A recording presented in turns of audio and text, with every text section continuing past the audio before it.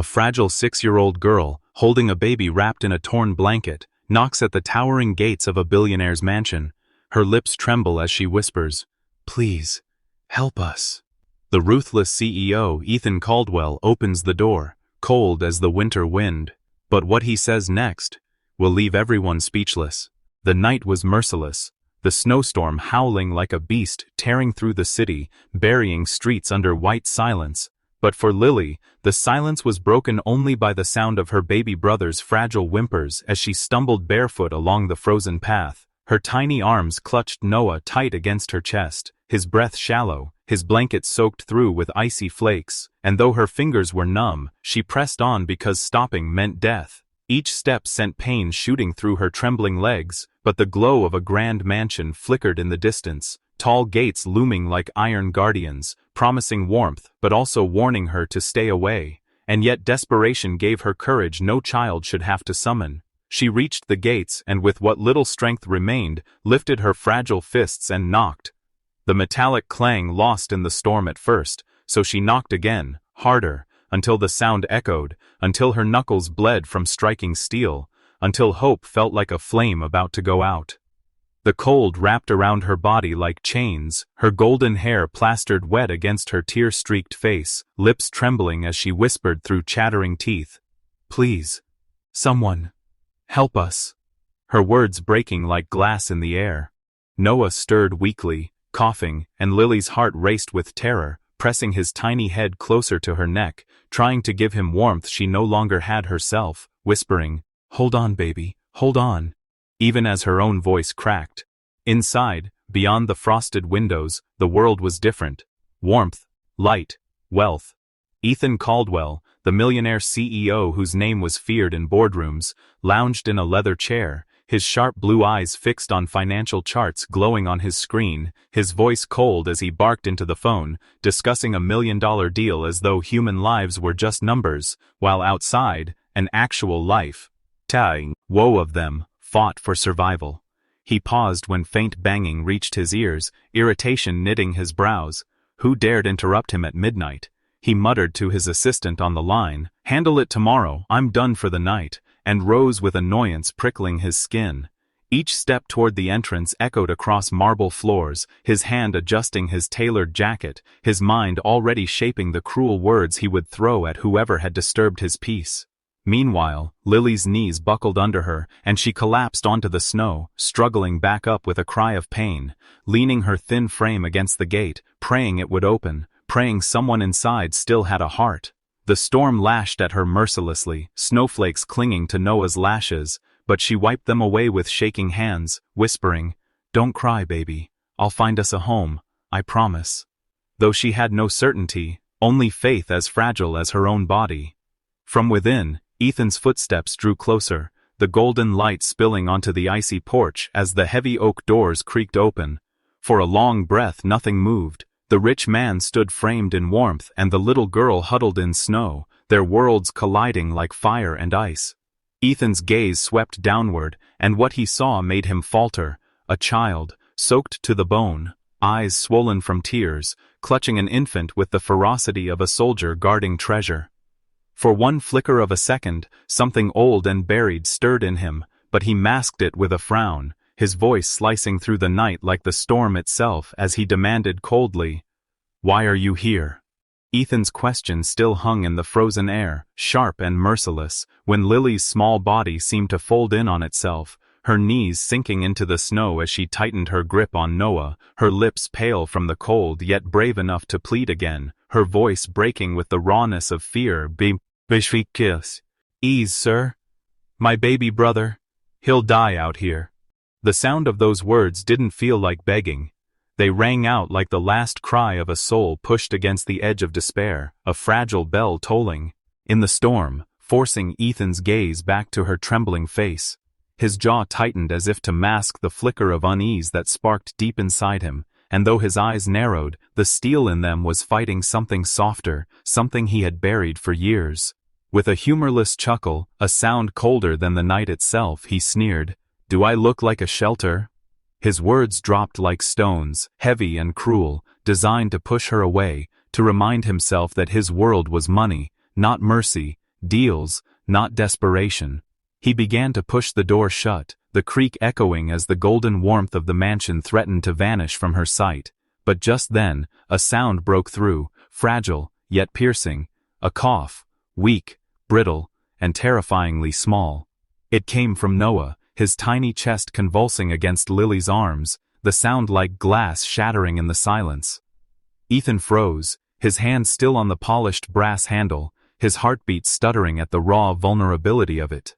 The storm outside seemed to pause as if the world itself was listening. Lily's eyes widened with panic as she rocked the baby gently, her lips brushing his forehead, whispering in cracked tones, "Shh, it's okay, Noah. I've got you. I won't let you go." But the desperation in her voice only made the moment heavier. Ethan's throat tightened unexpectedly, memories clawing at him, memories of voices he had silenced in his past, memories he had sworn never to revisit, yet here they were, rushing back like ghosts. He gritted his teeth, telling himself he didn't care, that this wasn't his problem, that strangers had no claim on his conscience, but his eyes betrayed him as they lingered on the child's fragile body, wrapped in a blanket too thin to fight the winter. Lily lifted her face again, the storm whipping her hair across her cheeks, her tears freezing into tiny crystals, her voice trembling but fierce. "I'll stop the outside if you want, but please, let him be safe." She didn't ask for herself, she asked for the baby, offering to endure the storm so her brother might have warmth, and that struck Ethan harder than he was willing to admit. His hand slackened on the door, his mind spinning, torn between the walls he had built and the whisper of humanity he thought he'd killed long ago. He looked down at her again, at the way she shielded the infant with her own thin body, a soldier's courage in a child's frame, and for one fleeting moment, his reflection in the glass of the door startled him. He saw not the ruthless CEO who conquered boardrooms, but a man on the brink of becoming something he swore he never would again, vulnerable, responsible, human. The storm howled, rattling the iron gates, but all Ethan could hear was his own pulse, loud in his ears, and the faint, strained breaths of the baby clutched to Lily's chest. His pride wrestled with his conscience, each heartbeat a war, until finally, his voice emerged, rough, reluctant, almost unwilling, as though dragged from a place deep inside he had locked away for years. "Fine," he whispered, the single word slipping from his lips like a secret he didn't want the world to hear. His fingers pulled the door wider, the warmth of the mansion spilling across the porch like a promise of salvation. His eyes flicked away quickly, as if ashamed of his own weakness, before he added in a tone that tried to mask mercy with indifference, "Come in, just for tonight." The heavy silence of the mansion swallowed the sound of the door closing as Ethan led the children into the vast living room, its marble floor gleaming under the dim chandelier, the emptiness of the house making their small presence feel almost otherworldly. He motioned stiffly toward the fireplace, as though the gesture itself cost him pride, then bent awkwardly to strike a match, the sulfur sparking against his fingers. For a man used to pressing buttons and commanding others to act, even the act of lighting a fire felt strangely intimate, foreign, and his movements were stiff, almost reluctant, yet the moment the flames caught and began to dance, their glow cast warmth across the room, spilling onto Lily's frozen cheeks. She shuffled closer, hugging Noah tight, the fire's light reflecting in her tear-swollen eyes, and she whispered with a voice as delicate as the crackling wood, "Thank you, sir." Those three simple words landed heavier than 1,000 praises Ethan had heard in boardrooms, because they weren't coded in ambition or flattery. They came from pure relief, gratitude pulled from the heart of a child who had nothing. He cleared his throat, uncomfortable, averting his gaze, but Lily wasn't finished. Her eyes, far too wise for 6 years, followed the flickering fire as though she was speaking to its flames rather than the man beside her. "My mommy once told me," she began softly, "that even the coldest hearts can still burn with love, like a fire you think is gone, but all it needs is a spark." Her words floated in the air, fragile yet piercing, threading through the warmth of the room and straight into Ethan's chest. His hand stilled against the iron poker, his jaw tightening as a memory clawed its way out of the vault he had sealed long ago. He remembered a voice, gentle, soothing, a voice that had once told him almost the same thing when his own world had turned dark, a voice he had silenced with accusations and pride. The fire cracked, sending sparks upward, and Ethan blinked rapidly, trying to smother the ache pressing against his ribs, but Lily's innocent gaze caught him off guard. She wasn't accusing, she wasn't demanding, she was simply sharing a truth her mother had given her, and yet for Ethan, it felt like a dagger carefully wrapped in kindness. He shifted uncomfortably, muttering something about keeping the fire strong, but his ears still rang with the echo of her words. Noah stirred weakly in Lily's arms, his tiny fingers twitching against her sleeve, and she bent to kiss his forehead, whispering, "See, Noah, we're safe now. The kind man let us in." Ethan's chest tightened at that. Kind man? That wasn't what people called him. In boardrooms they called him ruthless, unyielding, merciless. In his own memory, he was the man who walked away, who turned his back when it mattered most. Yet to this child, he was suddenly something else. He rose, pacing a step away, as if distance could dull the sting her words had ignited, but the curiosity lodged itself deeper. Who was her mother, the woman who taught her this? Why did her voice sound like an echo from his past? Why did it feel like she was speaking directly to him, even though she couldn't possibly know the truth? The fire burned brighter, throwing shadows that danced across the walls, but in Ethan's mind they were ghosts of memories, flickering images of love and loss he had buried beneath ambition. He closed his eyes briefly, but Lily's small voice drew him back again, fragile yet unwavering, as she added, "Mommy says hearts don't stay cold forever, they just need someone to believe in them." He swallowed hard, the words cutting through his defenses with surgical precision, leaving a question in the air that refused to die. Who was this mother, and why did the mention of her ignite a pain Ethan had sworn he'd never feel again? The fire still crackled in the grand living room, but Ethan could not stand there any longer with those innocent words circling in his head, so he retreated down the long hall, his polished shoes echoing against the marble, carrying him into the solitude of his study, a place he rarely entered except when he wished to escape even himself. The heavy door shut behind him with a soft thud, sealing him in the dim light of a single desk lamp, its glow illuminating the shelves lined with books he never opened, and the framed achievements that once defined him. Yet his eyes were not drawn to the symbols of success, they were drawn to the photograph that had survived despite his attempts to bury the past. His hand hovered above it for a long, trembling second before he finally lifted it, staring into the frozen smile of Bella, her brown hair falling over her shoulder, her eyes alight with warmth he had once believed was meant only for him. His chest constricted, an ache pressing like iron against his ribs, as the memory of her laughter flooded back, uninvited. He had walked away, he reminded himself, had slammed the door on their life together because pride told him she had betrayed him, because his anger had drowned out reason, because his hunger for control had left no room for forgiveness. He whispered her name now, so faint it barely left his lips. Bella. As though speaking it might undo the years he had spent hardening his heart. The silence answered him, and the guilt he thought he had mastered swelled until it felt suffocating. He set the photo down too quickly, as if afraid it might burn his hands, then dragged both palms across his face, muttering to himself that the past was gone, that ghosts had no place in his empire. Yet even as he tried to bury it, a sound drifted faintly from below, soft and delicate, threading its way up the staircase like smoke slipping under a door. Ethan froze, his ears straining, his pulse hammering as the melody reached him, a lullaby, fragile and sweet, sung in a child's broken hum. His knees weakened as the tune grew clearer, because it was not just any song, it was her song, Bella's favorite, the one she used to sing in the quiet hours when night weighed heavy, and the world outside felt cruel. He could hear it as if time had collapsed, as if Bella herself were downstairs, humming to comfort a child. He staggered toward the doorway, gripping the frame for balance, his heart thundering in his chest with disbelief and something dangerously close to hope. Every note was a blade and a balm at once, slicing open wounds he had stitched with anger, soothing the scars with a memory he longed to forget but could not. The child's voice faltered, then picked up again, soft but steady, and he could picture it. Lily, rocking her brother, repeating a lullaby she should not know, unless someone had taught it to her. His breath hitched, denial clawing at him, but curiosity and fear pressed harder. He descended partway down the stairs, his eyes fixed on the flickering light below, the lullaby growing louder with each hesitant step. He reached the landing and peered over, and there she was, Lily, kneeling by the fire, swaying gently as she cradled Noah, her lips forming the exact words Bella once whispered against his ear.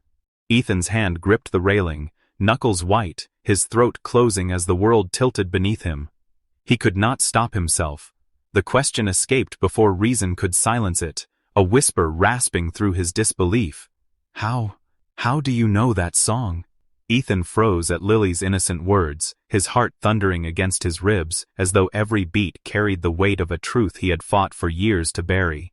And when she tilted her head and looked at him with those ocean-blue eyes, eyes that mirrored his own, something inside him cracked like ice under strain. He swallowed hard, lowering himself to the rug where the fire's glow painted her pale cheeks with fragile warmth, and for the first time in his hardened, money-driven life, he found himself reaching out not with a pen to sign deals or a hand to shake contracts, but with trembling fingers that lifted the fragile bottle Lily had been struggling to steady, guiding it to baby Noah's lips while his other hand supported the boy's tiny frame, his breath shallow as Noah whimpered then suckled gently, and in that tender moment the ruthless CEO became simply a man, flawed, haunted, and unprepared for the title. Wave of emotions flooding his chest, Lily's soft gasp of relief, her little hands clapping together as if she had never seen such kindness, pierced him deeper than any corporate betrayal ever had.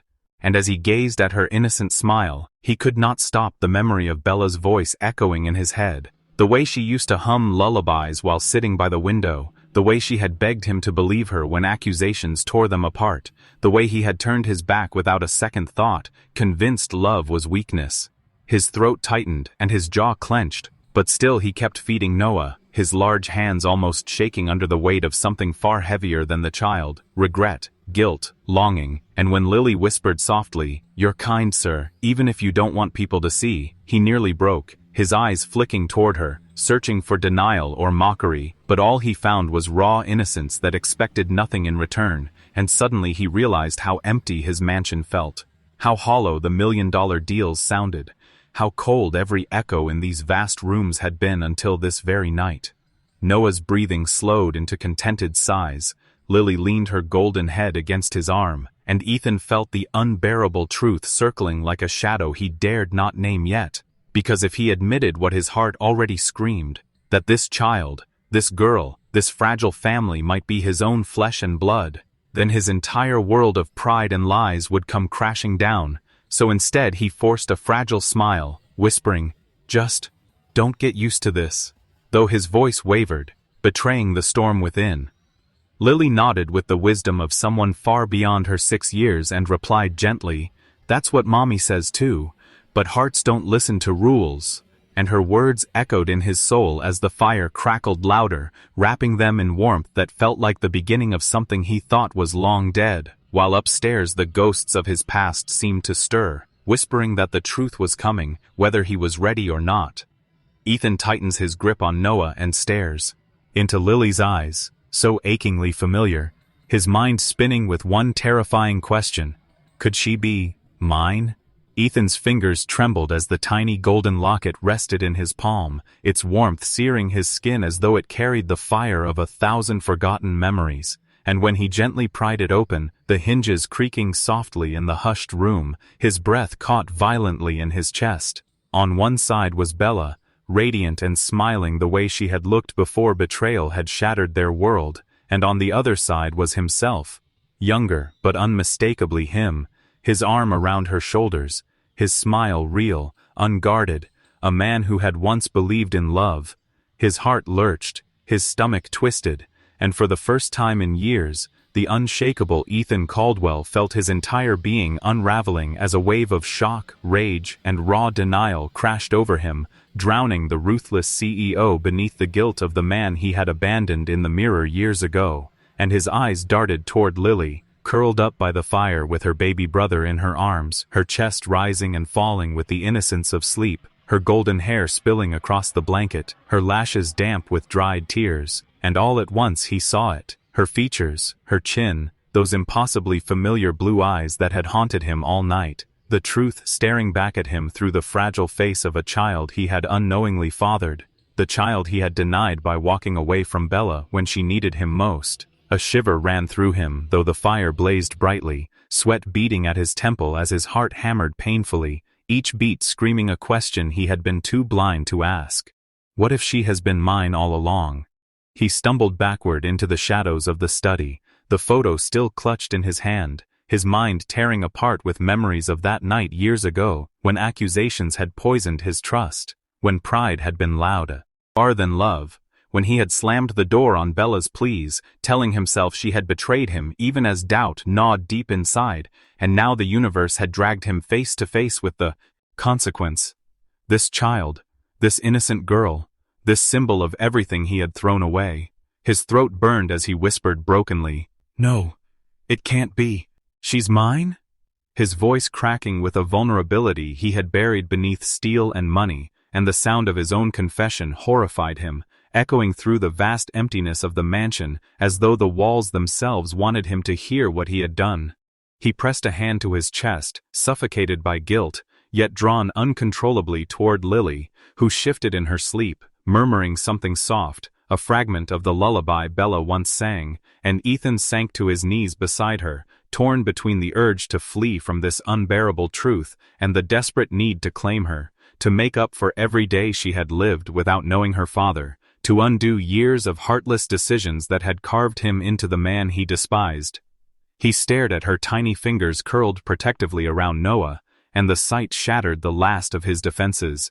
This wasn't just some child he pitied, this was his blood, his daughter, his legacy, and yet also his greatest shame, proof of the love he had destroyed. Rage flickered within him, not at her, but at himself, at the coward he had been, the lies he had believed, the pride that had cost him everything, and tears burned at the corners of his eyes, though he blinked them back, whispering to the firelight, "Bella, you never lied to me, did you?"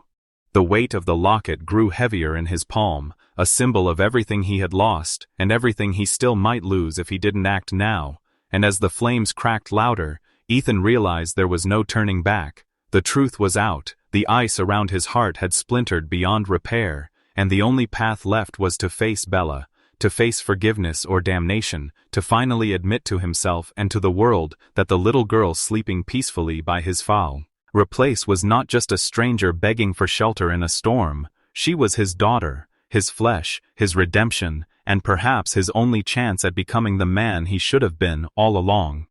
Ethan clutches the locket to his chest, eyes blazing with tears, and whispers into the silence, "Bella, I need to find you, before it's too late." Ethan's pulse thundered in his ears as the morning light filtered weakly through the frosted glass, his hand tightening around the knob before pulling it open, and there she was, Bella, her face paler, framed by loose strands of chestnut hair that had once been vibrant with laughter, her eyes carrying both exhaustion and a beauty that time and hardship had not dimmed, and for a moment, the years collapsed between them like fragile glass, leaving only the silence of 1,000 unspoken words.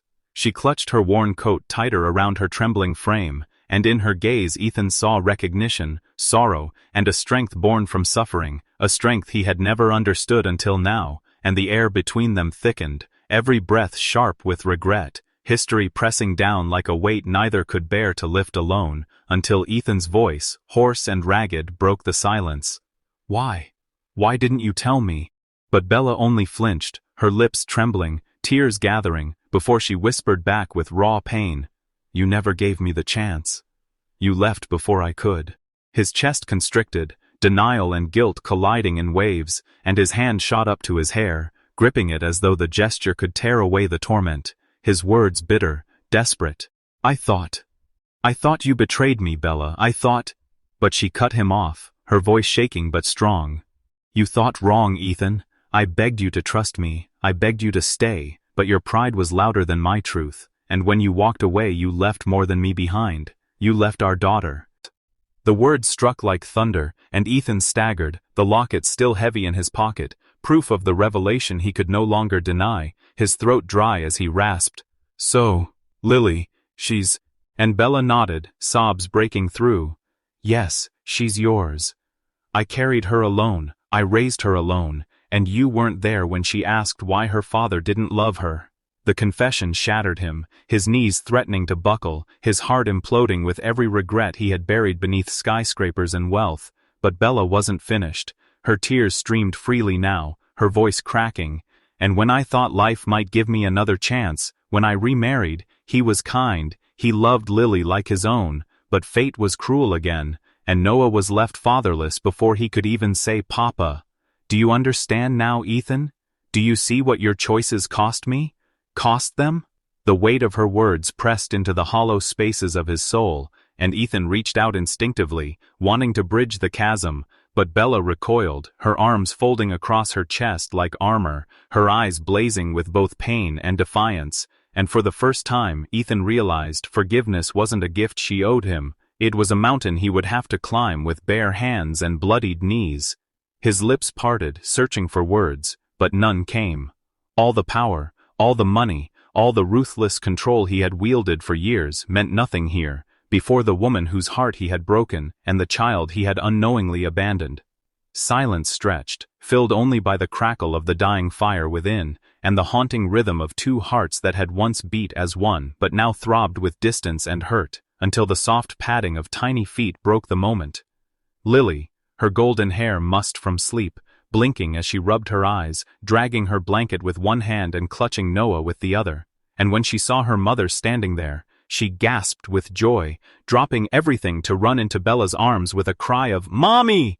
Bella fell to her knees, clutching her children tightly, sobs shaking her shoulders as she buried her face into Lily's hair, and Ethan stood frozen, his vision blurred by tears he refused to let fall, his heart torn open by the innocence of the child's next words, words that struck like lightning and softened like balm all at once. "Mommy, the man with kind eyes helped us." Bella's tear-streaked face lifts slowly toward Ethan, her eyes filled with disbelief and trembling hope, as silence hangs heavy. Will she ever see the man she once loved inside the broken millionaire who had destroyed her life? Ethan's chest heaved as though years of silence and stone walls were collapsing inside him, his carefully built mask crumbling as raw tears finally spilled down his face, and his voice, once cold and commanding in boardrooms, now trembled like a boy lost in the dark. "I was blind, Bella, blind and cruel, and I let pride steal my family. I let my anger speak louder than your truth, and it cost me everything I should have cherished." His words pouring out in gasps as he fell to his knees before her, reaching out not as a millionaire desperate to control, but as a man stripped of all armor, begging for a chance to rewrite the story he had destroyed. Bella stood frozen, her arms wrapped around Lily and Noah, her body quivering with the weight of every memory, every night of tears, every question Lily had asked about a father who never came, and her lips parted, wanting to lash out, to tell him it was too late. But her heart warred with the truth she saw in his eyes, a brokenness that mirrored her own, a regret so deep it shook her. Ethan's shoulders shook violently as he whispered again, his voice breaking, "Please, please, Bella, give me a chance. Let me be her father. Let me hold them without shame. Let me love them the way I should have from the start." And the mansion, once a hollow cage of wealth, seemed to hold its breath as silence thickened, until a small trembling hand reached out and bridged the chasm. Lily, with tears brimming in her ocean-blue eyes, looked from her mother to her father, and with innocent courage, she slipped one hand into Bella's and the other into Ethan's, her tiny voice breaking through years of pain with a purity neither of them deserved. "Don't fight anymore, please. I just want us to be together." And the power of that plea shattered the last wall between them. Ethan sobbed openly now, gathering Lily into his arms with Noah nestled against him, pressing desperate kisses to their foreheads as though trying to make up for years of absence in seconds, whispering through tears, "You are my true wealth, not money, not power, not skyscrapers or deals, only you, Lily, only you, Noah. You are my life, my everything." And the words poured from his heart like a confession carved into eternity.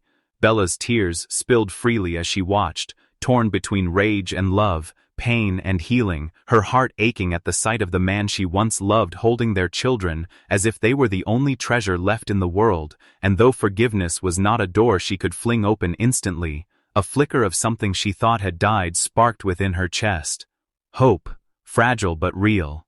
She knelt slowly beside them, brushing tears from her face, her hand hesitating before resting gently on Ethan's trembling shoulder, her voice soft but uncertain. "I don't know if I can forgive you, Ethan, but I see the man you are right now, and maybe there's a way forward." And Ethan, still clutching the children, lifted his tear-streaked gaze to hers, his eyes begging, his lips whispering, "Then let me earn it. Every day. Let me prove I can be more than the man who left you." And in that moment, as the firelight wrapped them in warmth, the snowstorm outside calmed into quiet flakes drifting like blessings against the window. And though the road ahead was uncertain, for the first time in years, all four hearts beat in fragile harmony, bound not by wealth or power, but by the possibility of forgiveness, the miracle of second chances, and the flicker of love that refused to die. Bella wiped her tears, her lips trembling into the faintest smile, and though fear still lingered in her eyes, the glow of hope finally lit them, as if whispering that broken things, when pieced back together with love, can shine even brighter.